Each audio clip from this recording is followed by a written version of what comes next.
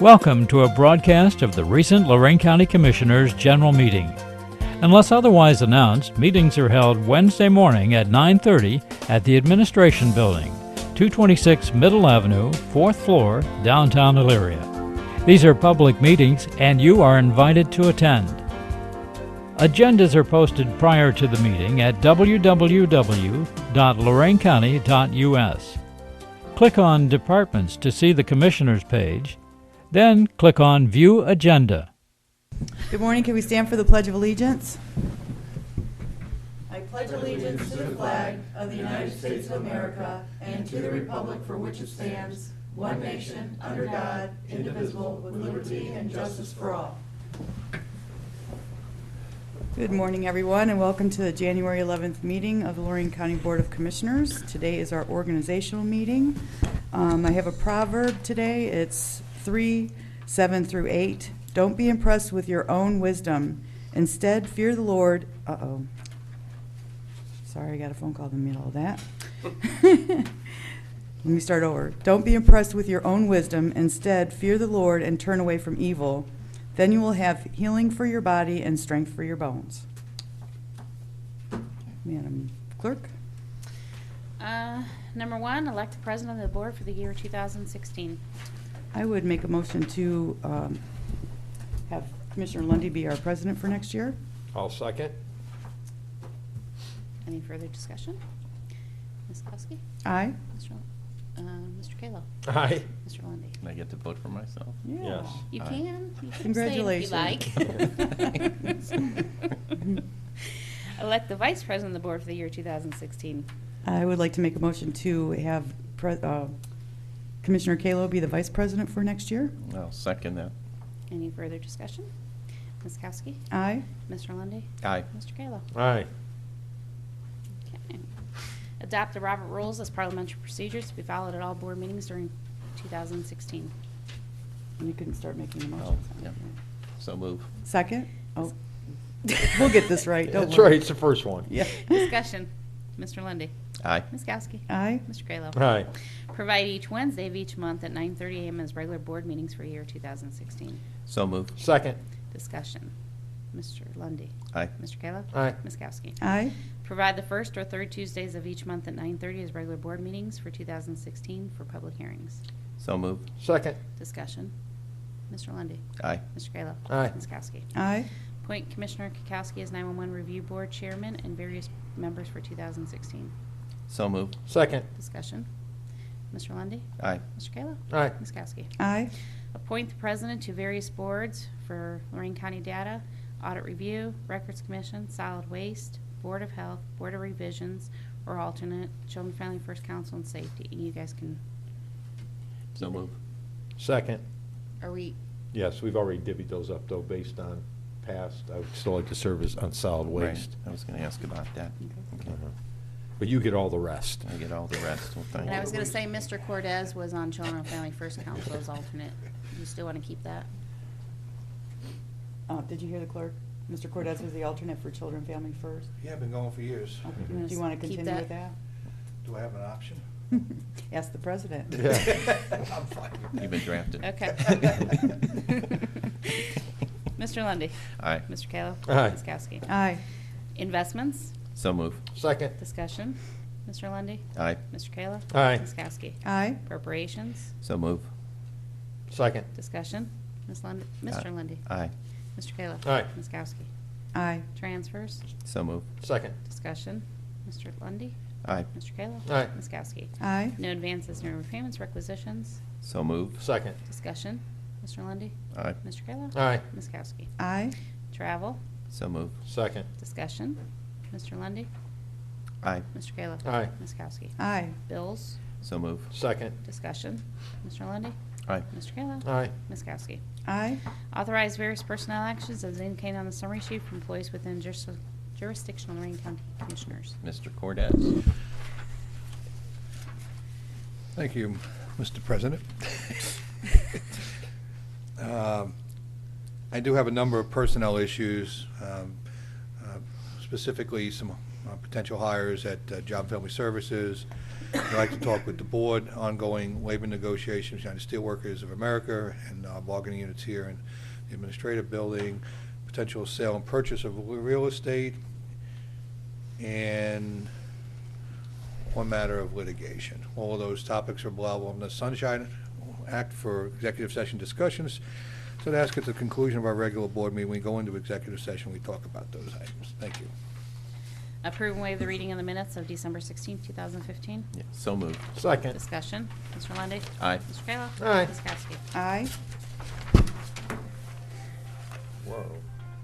I had that turned off too. I don't know what the hell happened. Sorry about that. It's our first meeting. I'm getting used to Yeah, this I had again. it turned off. I don't know why it went out. So at least There we it go. didn't have to turn the prayer like mine. Yeah, exactly. Good thing you're not in court. You'd have to turn the phone over. That's right, yeah. You can make that rule, Mr. President. There you make that a go. rule. Yeah, you know what, if I can get rid of I that don't phone, think I life want will be his really phone. nice. Submit an application to NOACA for funding through Transportation for Livable Communities Initiative to create a regional plan to improve connectivity for lakefront communities, Avon Lake, Lorain, Sheffield Lake, and Vermillion, with Lake Erie and Lorain County Metroparks. So moved. Second. Discussion.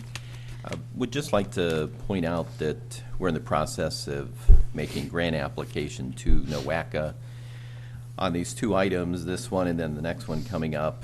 This is in partnership with the Lakefront communities as part of our Lakefront Lorain County Initiative. We've talked before about wanting to try to put together a lakefront plan for the county in partnership with Avon Lake, Lorain, Sheffield Lake, and Vermillion, and also with the county Metropark system. All of them have passed resolutions in support of what we're doing here. We'll be making that application late January, and we expect to hear final word, I guess, all the way in June is when we should find out whether we've received that or not. Also, Pam Novak is working on our the next item coming up here, the Transportation for Livable Communities grant for the transit system, so that we can put together a transit plan. I think the last time a transit plan was actually put together in any form was in the late 80s, early 90s. So this will give us an opportunity to put together a plan as to how we could better serve the community through transit as the advocacy group and the community continues to work together to reach out to voters to have them support transit for our county. Mr. Lundy. Yes. Mr. Kayla. Aye. Ms. Kowski. Aye. Submit an application to WACA for funding through Transportation for Livable Communities Initiative and Lorain County Transit Opportunity Plan. So moved. Second. Discussion. And just also wanted to point out in nature to these that we receive extra points in the scoring process if we agree to put some money on the table, very limited amount. Like to see if we could at least look at a minimum of $1,000, but no more than $2,000 per grant. It's fine with me. Okay. You gotta have something in the game. Right. Any further discussion? Mr. Lundy. Aye. Mr. Kayla. Aye. Ms. Kowski. Aye.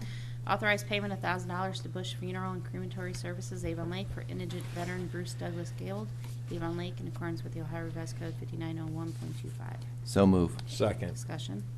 Mr. Lundy. Aye. Mr. Kayla. Aye. Ms. Kowski. Aye. Approve payment for Victims of Domestic Violence Fund, Lorain County Safe Harbor, Inc., DBA Genesis House, for the amount of $29,718.70 as collected by Lorain County for the period July 1st, 2015 through December 31st, 2015. Collection and payment are pursuant to ORC Sections 2303.201 and 311.3.34 through 39. So move. Second. Discussion. Mr. Lundy. Aye. Mr. Kayla. Aye. Ms. Kowski. Aye. Establish compensation for law directors prosecuting violations of state law in municipal courts, ORC 1901.34C for the year 2016. Lorraine Elyria Overland, $7,500. North Ridgeville Amherst, $5,625. Avon Lake, Avon, Sheffield Village, and Sheffield Lake, $3,750. South Amherst and Wellington, $1,500. And Kipton, Rochester, Grafton, Vermillion, and LaGrange, $750. So move. Second. Discussion. Mr. Lundy. Aye. Mr. Kayla. Aye. Ms. Kowski. Aye. Authorize salary adjustments for Overland Municipal Court employees effective January 1st, 2016, which reflects the county's 2/5 share.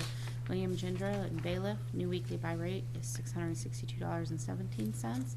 And Sandra Cohart, clerk courts, new weekly rate is $1,003.39. So move. Second. Discussion. Mr. Lundy, Aye. Mr. Kalo? Aye. Ms. Kowski? Aye. Airport, enter in 20-year renewal lease agreement with Aerodon Limited, February 1st, 2016 through January 31st, 2036. So move. Second. Discussion. Mr. Cordes, I know we talked this morning, I think we should let the public be aware that it's kind of out of our control that we have to renew this 20-year lease. As I explained this morning, you had some concerns, and most of the board members have had concerns over these leases. This is a lease that was granted prior to the changes at the airport with the old regional airport authority board. There's little we can do about this 20-year lease. It's an automatic granted renewal.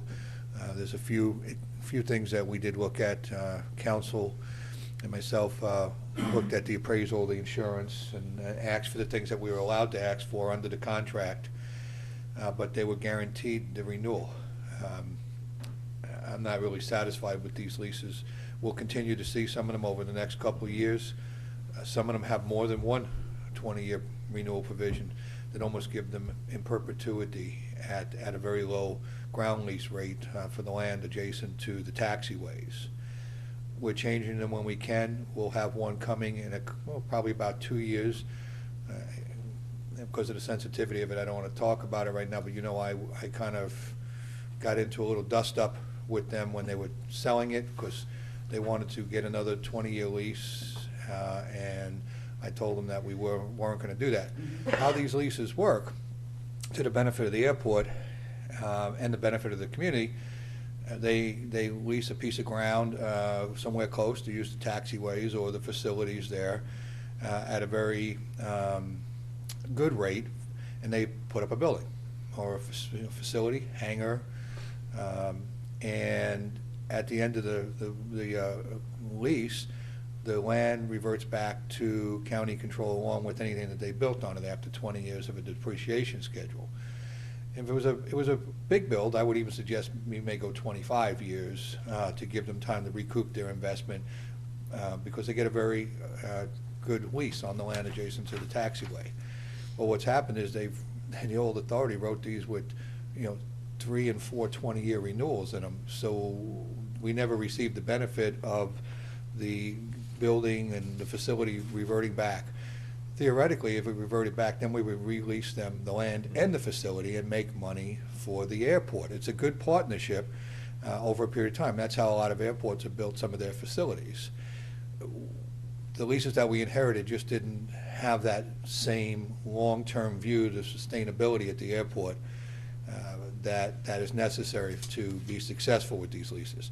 The ones we did on the new condos that we had built out there, when we were supposed to build 2 sets of them, the economy changed, we only got 1 set up, but those leases are similar to the philosophy of reverting back to the county control and then being leased back again to folks in the future.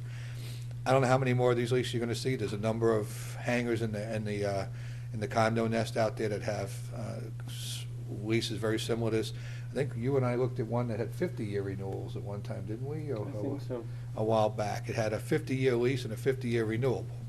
I appreciate the time to explain this. Excuse me? Those were sweet deals they gave them. Well, I appreciate the opportunity to explain these because we take a lot of criticism for the airport. Also, let me point out that at one time the county was giving, I wouldn't say giving, but providing substantial funding to the airport. Most years it was between $600,000 and $800,000. Some years it was over $1 million. The county has not provided the airport operation any more than $50,000 with some kicker occasionally to match grants with the FAA. I think we did 15 or something last year. But for the direct operations, they've given no more than $50,000 for the last 5 years, maybe? More than that. So 7, 16, 8, when- 9 years probably. When you did away with the airport authority and we redid the whole administration of the airport, the board tasked me with getting the airport to operate as it did before, but with 50,000 versus 600,000+. And we're still open, we're still flying, we're still getting the job done. We have good public-private partnerships out there, but it's been difficult to move it forward because of the limited availability of funding for the operation. But you know, we've saved a lot of money over the years, and I can tell you now that I did talk to you all individually last year. The FAA is looking to give us another $3 million for taxiway and various improvements out there, and of course that means we have to come up with $150,000 to support that. So we're working on that. It's been a challenge. It would be nice if we were bringing in more money from the facilities at the airport, but hopefully with the economy change the last couple of years, we'll see some improvements out there. Are there accelerators in the cost or the rent? There are. Market value? There are, but what's market value when you have a hangar right on the taxiway? You'll recognize in the airport for some time has not been strategically used significantly for business purposes. It's gone more to recreational. The facility was built when the Air National Guard was out there. The FBO, fixed-based operation building, is really, really old and not in very good condition. We continue to patch it together. The hangar doors are they're just old. They're ancient, and we have a hard time keeping any private jets out there because we don't have a lot of facilities out there. And with the loss of concentration of business, say Ford used to bring parts in for the Lorain assembly plant, and there was others. We don't see that kind of traffic. It's rare, but it occasionally happens. It's hard to sustain the airport on strictly recreational flying, especially if we don't see jets coming in, because they use a lot of fuel, and we get a good percentage of the profit from the fuel sales.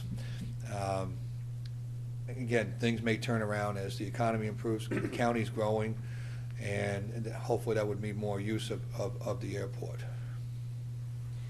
So, under the original agreements, those were originally 20-year agreements or 50? They're all over the place, Commissioner. There really was no set boilerplate that they used. Each one of them has been tailored a little bit different depending on the needs and maybe the desires of the people entering into the relationship at the time. It's just baffling to me how our hands can be tied by a previous board. I would think when something comes... Not to interrupt, it was the airport authority. Airport authority, Airport right. authority, and it had Council, that's different you. No, that's what I meant. versions Yeah, not that commission wasn't board. to commissioners' boards. Right. In the there was a litigation when the case was questioned about going into us taking over the board, and as part of any dissolution of like a corporation or anything, if you're going to take over the assets, you have to take over the obligations. So we had to agree to take over the obligations. The airport sponsor has been and always was the Lorain County Board of Commissioners, with an airport authority operating the airport. As a little bit of a wind back, we did work aggressively with the FAA to try to have the ability to maybe close the airport. To sum up the whole way that went, they kind of stomped a mud hole in us and ignored us and made life very, very difficult. There's not a way to close that airport unless you don't take funding from them for 20 years. I'm not sure how not to take funding. We get at least $150,000 a year for maintenance on the taxiways and runways. Last year we got $1.6 million for the public apron project out in front of the FBO that was crumbling, and this year they're talking about possibly another additional $3 million. Those funds are needed to maintain the integrity of the concrete and the taxiways. Even if you don't take that money, you still have to maintain those taxiways and runways in that condition, or they come in and they fine you. So if we don't take it, I don't know where it's going to come from, and 20 years is a long time not to have any kind of subsidies coming in from the FAA and have to maintain the airport under their strict guidance in a certain material condition. I think I actually accused them of being, drug peddlers when I was up there in Chicago with them. because they keep feeding it to us, and we have to have it. The problem is they don't give you money for operations. They only give you money for pavement control and striping and et cetera. All the operation money has to come from local sources. And a few years ago, they changed the regulations with regard to charter because they wanted a full-time AFES foam fire department detachment out at the airport. We didn't have the money to man that. It would have been a couple $100,000 a year. We have a reciprocal agreement with Oberlin to provide fire coverage out of Oberlin. We have an emergency plan for the airport out of Oberlin, but they wanted it on site with the foam, with the truck, with the vehicle, everything right there in the airport. So we lost our ability to charter out of the airport because we weren't able to afford to provide these to meet these new requirements. And they were new requirements for the small amount of charter, but we're not talking big charter. We're talking puddle jumpers, and so we lost the ability to charter out of there. So we don't have charter going out there. We don't have any real commercial flights going out there any longer, and very little business use. They keep upping the ante, and it makes it challenging for us. So contractually, though, it says it has to be rolled over to another 20 years. Can't be 5 years, 10 years, 3 years. No, it's, just says they have a right to renew their, it's an option to renew the initial term, which is, as Jim said, varied, but this particular one is 20 years. It's pretty unilateral. Is there any way to start getting these as they come through to be consistent? Couldn't we start saying that we're just going to do 5 years out and put them all Well, in 5 once years? they start expiring, then we can start Well, in the case of doing whatever term we want to do at that point. The first one you'll see is probably in about 2 years. That'll actually have a completely expired lease, would still have a structure on the ground. And it'll be interesting how that goes. I don't think it's going to be too easy. So this one can't be altered to be 5 years? No, sir. In fact, I got it a while back, and I sent it over to legal to have a look at. We are setting up some meetings with FAA right now to see if we can go over and talk about how this whole process works again. Could we propose 5 and see if they would accept it, or? I realize we're getting into probably some legal stuff that we probably don't want to discuss here. But I guess the question, Commissioner, and I can appreciate your position, if they're guaranteed 20, if you were guaranteed 20, would you agree to 5? probably not. Right. Probably not. But we're I'll we're ask on him the if hook. you We're like. on the hook for a 20-year commitment. A lot of things happen over 20 years. So my first responsibility is to the county, not to I understand. the person leasing the property. If you'd like, if you want to put a hold on this, I can go back and I can tell them that, the board's dissatisfied with the renewal at 20. I don't know, we've been through this road, no offense, Commissioner, but we've been down this pipe already, and we've had no legal standing as of yet to, I'd rather see you go back to FAA. I mean, they're not gonna move back, and how many more do they have renewals after this one? They left in their contract 2 or 3? This one? No, Just this one, This this is is- the last one. this Is the this the last last 20? Is that John Clark? Is he the attorney for that? Yep.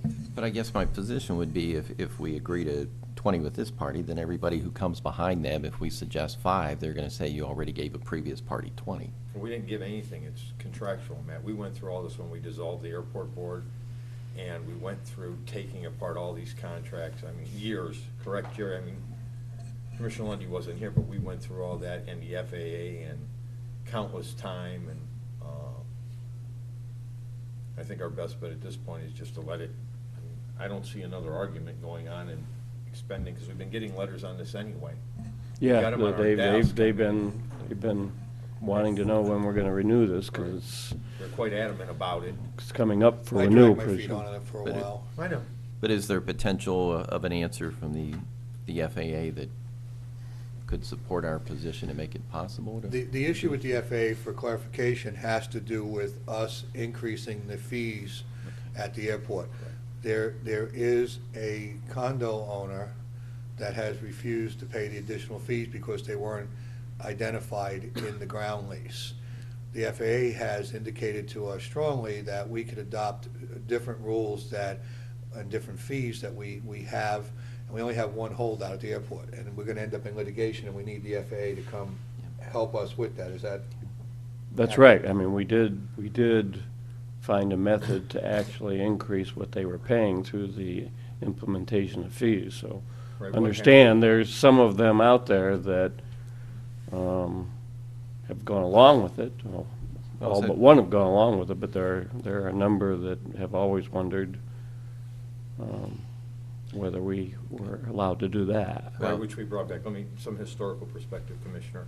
When we started this, there was really no updated fee-based, and we went through the FAA and the county prosecutor's office reconfiguring all of our cost and what we could charge, and that had to be submitted to the FAA for them to give us approval on what we could or could not do, and then it had to be presented to the airport tenants. And there was some blowback on it, but it was found, the FAA said what we had done. I don't know if we had to make some changes along the way. It was a lot, it took us a year to put together where we could actually charge increased fees for usage of the airport and our percentage based on fuel sales and our agreement with our fixed-based operator. And we've been allowed to do that, but the FAA has a, they run it pretty tight. They tell us what we can or can't do. And it was found through all of our court action when we took over the airport authority, because it was a long, drawn-out battle for those of you who were here at the time, and replacing board members and then dissolving the airport authority. And we were stuck. We took all what was left of benefit from there, and we ended up with all the liabilities that the airport authority had taken on, similar to any other agency you happen to take. Yeah, I just want to make sure if we're going to get in something for another 20 years with somebody that they're able to pay their portion of whatever the accelerated cost may be. I'm assuming that there's default provisions under the contract. So they've got an out, but we don't. Pretty much. Yeah, well, Sweet. let's hold it. I agree, we should hold it and just see what we can do. It's the board's call. 20-year renewable and a 50-year renewable, it's so excessive. Yeah, I would support that. At least explore it. Good And call, John. maybe I need more of an education on it, but if we can explore that a little more. We'll bring it back forward for the next board meeting. Okay. After we have a conversation with them. I'm not confident, but we'll have the conversation. I'll withdraw my second then. You have to withdraw your motion. Oh, so, yeah, the motion would be to withhold item number 23 so that we can do some more research and legal research on this. Second. Mr. Lundy, Aye. Mr. Kayla, No. Ms. Kowski. Aye. Under the engineer, post 25% load limit reduction on various roads in Carlisle Township for the thaw moisture period effective February 1st, 2016 through May 1st, 2016. So move. Second. Discussion. Mr. Lundy, Aye. Mr. Kayla. Aye. Ms. Kowski. Aye. Advertise bids for various highway department materials, notice in the Chronicle on January 22nd and 29th, and open at 2 p.m. on February 10th. So move. Second. Discussion. Mr. Lundy, Aye. Mr. Kayla. Aye. Ms. Kowski. Aye. Approve and enter in a general engineering services agreement with Richland Engineering Limited in the amount not to exceed $150,000 as part of a 24-month task order to be paid from the engineer project account, and authorize engineer, well, no, we're taking that out because it's authorized county commissioners. There you go. We're taking out Well, engineers? it's, yeah, we're going to authorize county commissioners to execute on behalf of the Board of Prosecutors Okay. proposed to firm, yeah. So move. Second. Discussion. Mr. Lundy, Aye. Mr. Kayla. Aye. Ms. Kowski. Aye. Under the sheriff, receive and file an annual report in accordance with ORC 325.31 on the fees due and unpaid for more than 1 year prior to January 1st, 2016, in the amount of $2,647,656.19. So move. Second. Discussion. This just goes on year after year after year. $2.6 million in forgiven amounts. There's nobody from the, Yeah. Lieutenant Davis is here. he's with. Sure. Any comment in regards to every year we go through the entire filing the annual report for unpaid fines? I guess you can.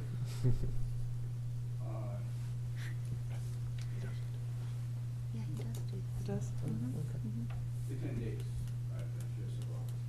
This is from an accumulation of years. It's about $176,000 a year.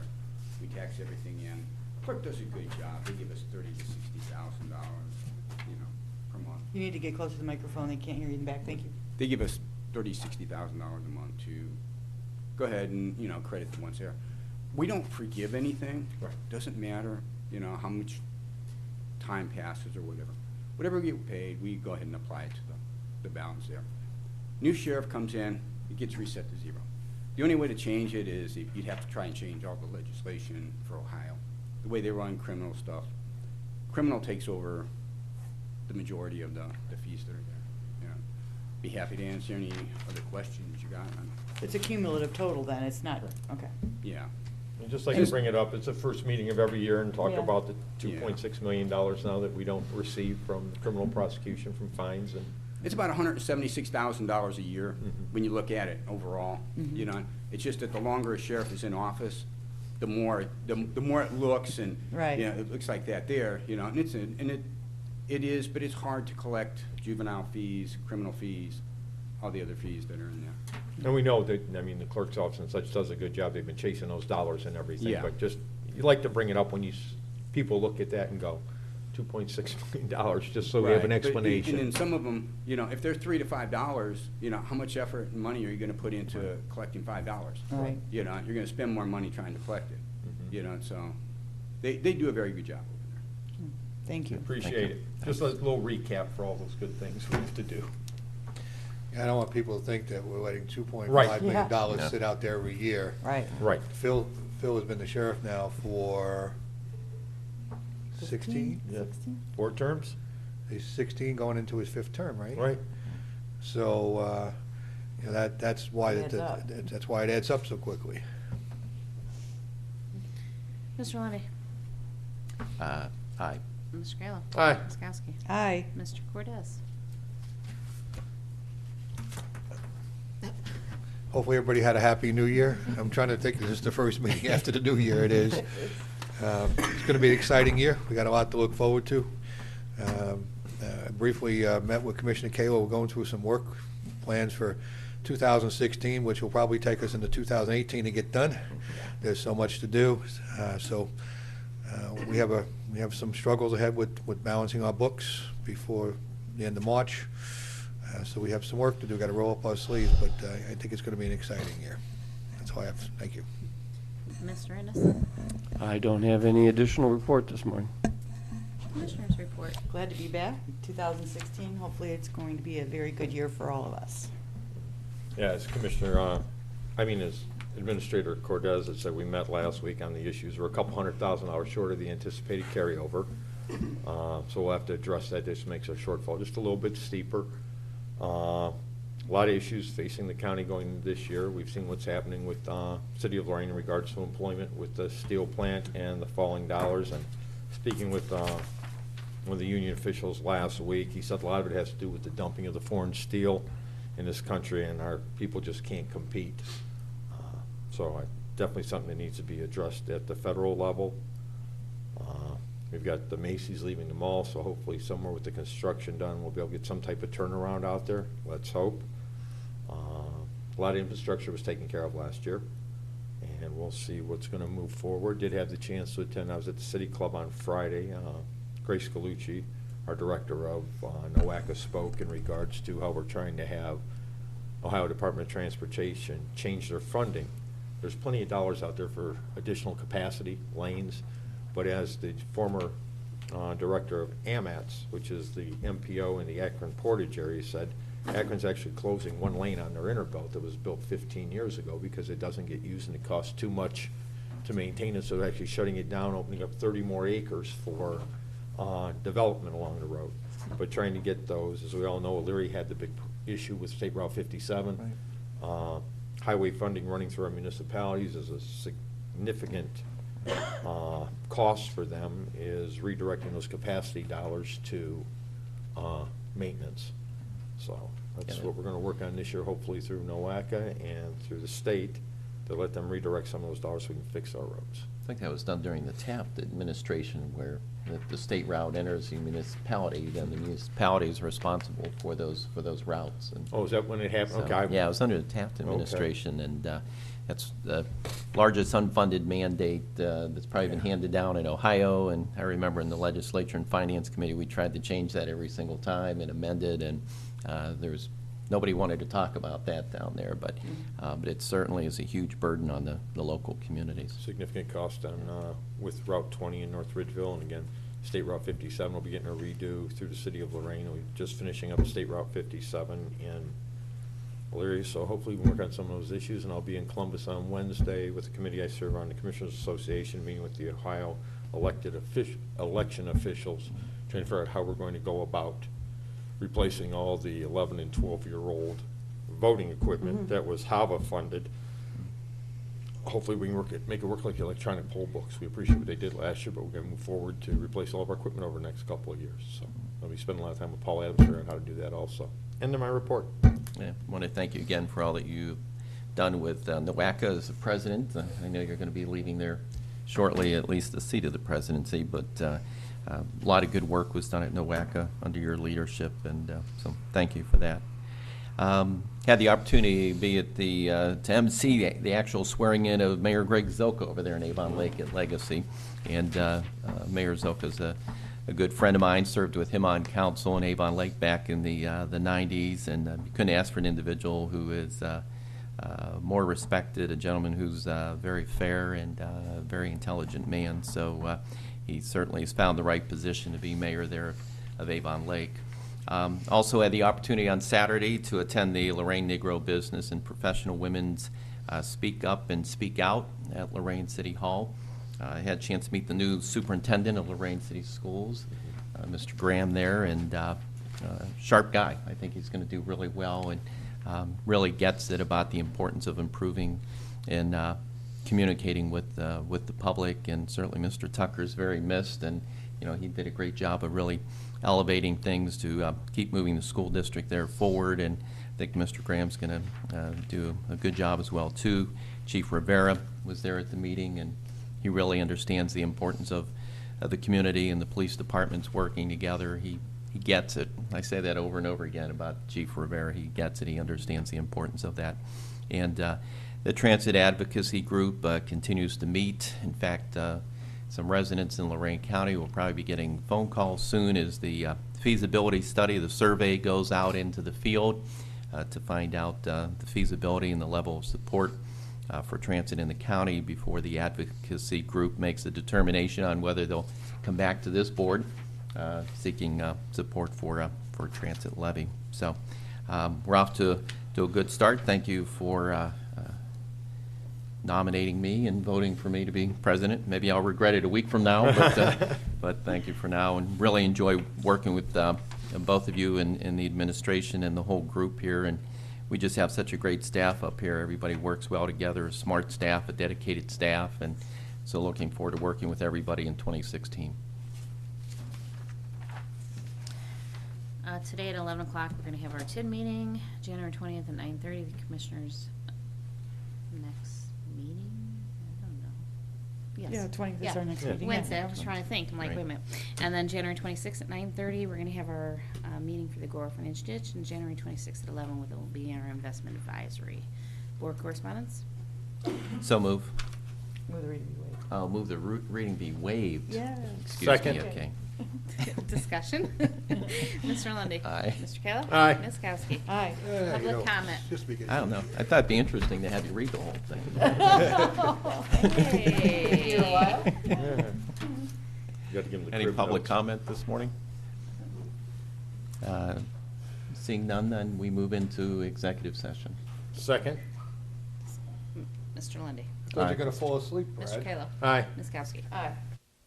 This has been a broadcast of the recent Lorain County Commissioners' General Meeting. Unless otherwise announced, meetings are held Wednesday morning at 9:30 at the Administration Building, 226 Middle Avenue, 4th floor, downtown Elyria. These are public meetings, and you are invited to attend. Agendas are posted prior to the meeting at www.loraincounty.us. Click on Departments to see the Commissioners page, then click on View Agenda for a printable copy of the agenda.